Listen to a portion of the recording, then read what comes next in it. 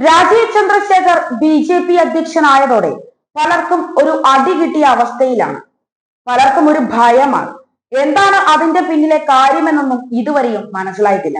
എന്തായാലും പലരുടെയും ചൊറിച്ചിൽ ബി.ജെ.പിക്കാർ തന്നെ തീർത്ത് കൊടുത്തിട്ടുണ്ട് എന്നുള്ളതാണ് വസ്തുത. പല തരത്തിലുള്ള പോസ്റ്റുകളും പലരും പങ്കുവെക്കുന്നുമുണ്ട്.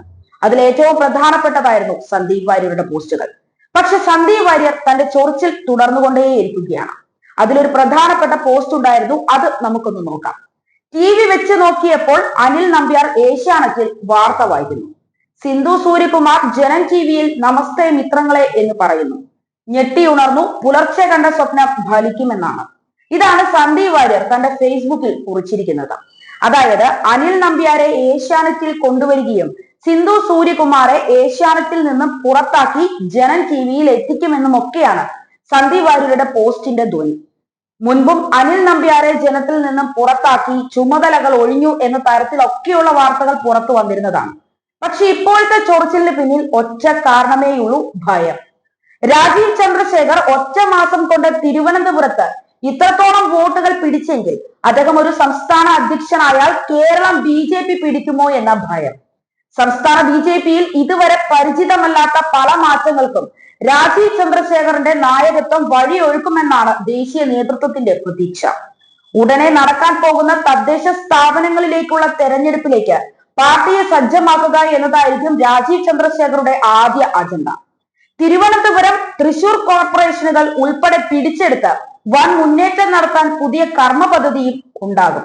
അതിനുശേഷം വരുന്ന നിയമസഭാ തെരഞ്ഞെടുപ്പിലും പരമ്പരാഗത രീതി വിട്ടുള്ള പ്രവർത്തനങ്ങളാണ് ബി.ജെ.പി. ഇനി നടത്താൻ പോകുന്നത്. കേരളത്തിന് രാജീവ് ചന്ദ്രശേഖർ കൂടുതൽ സുപരിചിതനായത് കഴിഞ്ഞ ലോക്സഭാ തെരഞ്ഞെടുപ്പിൽ തിരുവനന്തപുരത്ത് സ്ഥാനാർത്ഥിയായപ്പോഴായിരുന്നു. ശശി തരൂരിന്റെ മുഖ്യ എതിരാളിയായി കളത്തിൽ നിറഞ്ഞു. ഫലം വന്നപ്പോഴത്തേനും രണ്ടാം സ്ഥാനത്തേക്ക് മാറുകയും ചെയ്തു.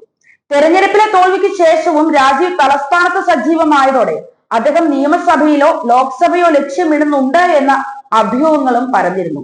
പിന്നാലെയാണ് ബി.ജെ.പിയുടെ അധ്യക്ഷ സ്ഥാനത്തേക്ക് രാജീവ് ചന്ദ്രശേഖറുടെ പേര് നിർദ്ദേശിക്കപ്പെട്ടത്. ഇതോടെ പല ഭാഗത്തു നിന്നും രാജീവ് ചന്ദ്രശേഖർക്കെതിരെ ഹേറ്റ് ക്യാമ്പയിൻ അടക്കം നടന്നു വരികയാണ്. ബി.ജെ.പിയുടെ സംസ്ഥാന അധ്യക്ഷനായി രാജീവ് ചന്ദ്രശേഖറെ തെരഞ്ഞെടുത്തതിനു ശേഷം കുത്തിത്തിരിപ്പുണ്ടാക്കാൻ വേണ്ടി ശ്രമിക്കുകയാണ് 24-ഉം റിപ്പോർട്ടറും ഒക്കെ ഉൾപ്പെടെയുള്ള മലയാളത്തിലെ മാധ്യമങ്ങൾ. ബി.ജെ.പിയിൽ എന്തെങ്കിലും കുഴപ്പമൊക്കെ ഉണ്ട് എന്ന് കാണിക്കാൻ വേണ്ടി അഹോരാത്രം പണിയെടുക്കുകയാണ് ഇവർ. ഒരു കാര്യം മാത്രം എടുത്തു പറയട്ടെ: കേരളത്തിലെ എല്ലാ രാഷ്ട്രീയ പാർട്ടികളും നേതാക്കളും മാധ്യമങ്ങളും രാജീവ് ചന്ദ്രശേഖർ എന്ന പുതിയ ബി.ജെ.പി. അധ്യക്ഷനെ വിമർശിക്കുന്നുണ്ടെങ്കിൽ കരുതിക്കോ, അയാൾ അതിശക്തനായ പാർട്ടിയെ നയിക്കാൻ പ്രാപ്തിയുള്ള നേതാവാണ് എന്നതിൽ സംശയമില്ല. ചൊറിയുന്നവർ ചൊറിയട്ടെ, കുരയ്ക്കുന്നവർ കുരയ്ക്കട്ടെ, അത് അത്രയും മാത്രമേ പറയാനുള്ളൂ.